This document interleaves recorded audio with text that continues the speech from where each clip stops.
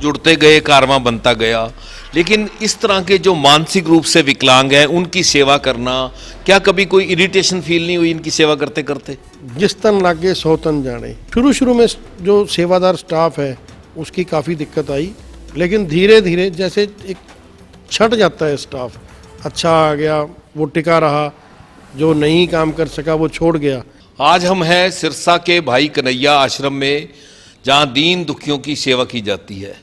और इसी सेवा का स्वरूप, मानवता की सेवा का स्वरूप भाई गुरविंदर सिंह, जिन्हें भारत सरकार ने पद्मश्री देने का फैसला किया है, ये अवार्ड का ऐलान किया है।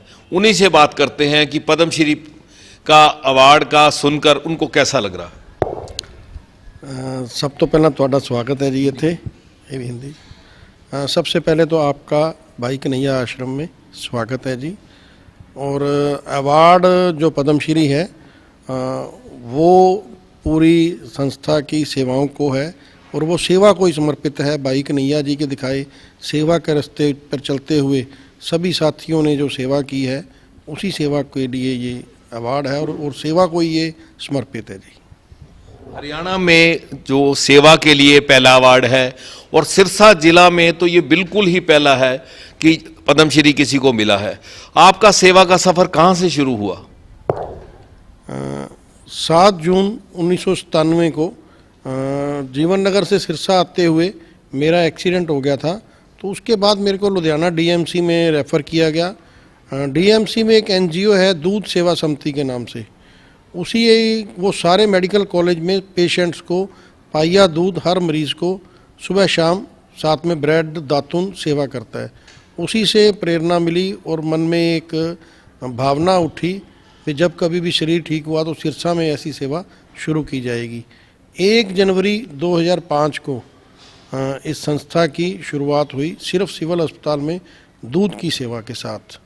उसके बाद धीरे धीरे जैसे जैसे लोग जुड़ते गए, उसके साथ एम्बुलेंस सर्विस, उसके बाद भाई कन्हैया आश्रम, और उसके बाद स्कूल, उसके बाद नर्सरी, उसके बाद जंगल, ये सारी सेवाएं उसके बाद चलती रही जी।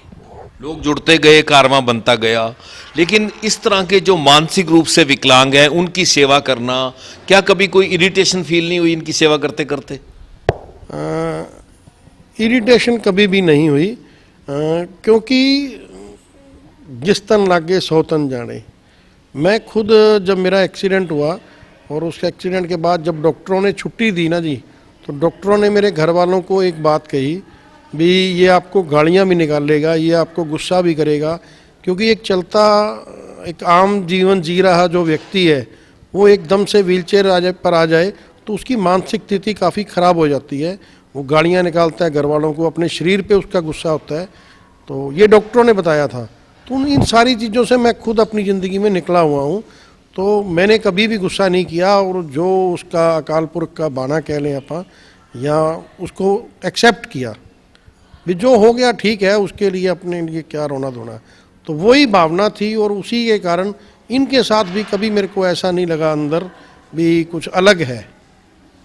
मैं एक बात और आपको बताना चाहूँगा भी जो स्पाइनल कॉर्ड इंजरी पेशेंट है, उसका अपना जो दैनिक क्रिया है उसमें भी उसको काफ़ी दिक्कतें रहती हैं।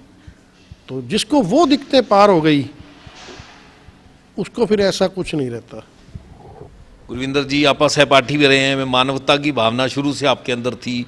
लेकिन आश्रम में मैं भी पहले दिन से जुड़ा हूं, लेकिन आपको इस बात के लिए फ़ख्र नहीं होता? आपको जितना भी आज तक स्टाफ मिला है वो सैलरी नहीं देखता, वो सेवा देखता है। ये ना जी, आज कई आदमियों ने मेरे से पूछा भी आपकी दिक्कतें क्या है।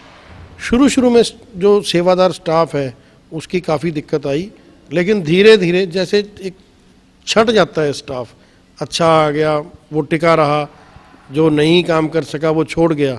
तो लगभग इसको 12-13 साल हो गए आश्रम को भी, 2012 से है, तो आप देख लो 12 साल हो गए जी। 12 सालों में अच्छा स्टाफ जो था वो टिका रहा। और आज जो सभी सेवादार हैं हमारे पास, वो सभी के सभी बड़े अच्छे डेडिकेटेड हैं और बड़े प्यार के साथ इन सब का ध्यान रखते हैं और इनकी सेवा करते हैं। आप कई बार शहर के मेन चौकों में भी दान पात्र लेकर खड़े होते हैं ताकि लोग ज़्यादा से ज़्यादा दान इस संस्था को दें और संस्था बढ़िया ढंग से चले। आपके फादर भी कहते होते थे भी मर जाऊं मांगन ना जाऊं, अपने तन के काज, पर स्वार्थ के कारणे मोहे ना आवे लाज। वो चौक में जो बैठना है ना जी, वो एक मैसेज है, वो एक प्रयास है भी अगर मेरे बैठने से कुछ बच्चे जिनका जीवन बदल जाए, कोई मेरी बहन, कोई मेरा भाई, मेरा कोई बुजुर्ग सड़क पर ना भीख मांगे, उसको सड़क पर ना रहना पड़े, और मेरे बैठने से और डोनेशन आने से, लोगों के जुड़ने से सेवा में और बढ़ोतरी हो, तो मेरे को उसमें कोई दिक्कत नहीं है। जब भी मेरे पास टाइम होता है, खाली होता हूँ, कोई काम नहीं है इधर उधर, तो मैं लाल बत्ती चौक बरनाला रोड, या आपने देखा होगा लाल टेलीफोन एक्सचेंज के पास, वहाँ बैठ जाता हूँ और लोग सहयोग करते हैं। तो ये देखा आपने भाई गुरविंदर सिंह, सिरसा की शान, पहले पद्मश्री, जो बड़ी सादगी के साथ कहते हैं कि मानवता की सेवा ही उनका परम ध्येय है। हरियाणा तक के लिए सिरसा से बलजीत सिंह।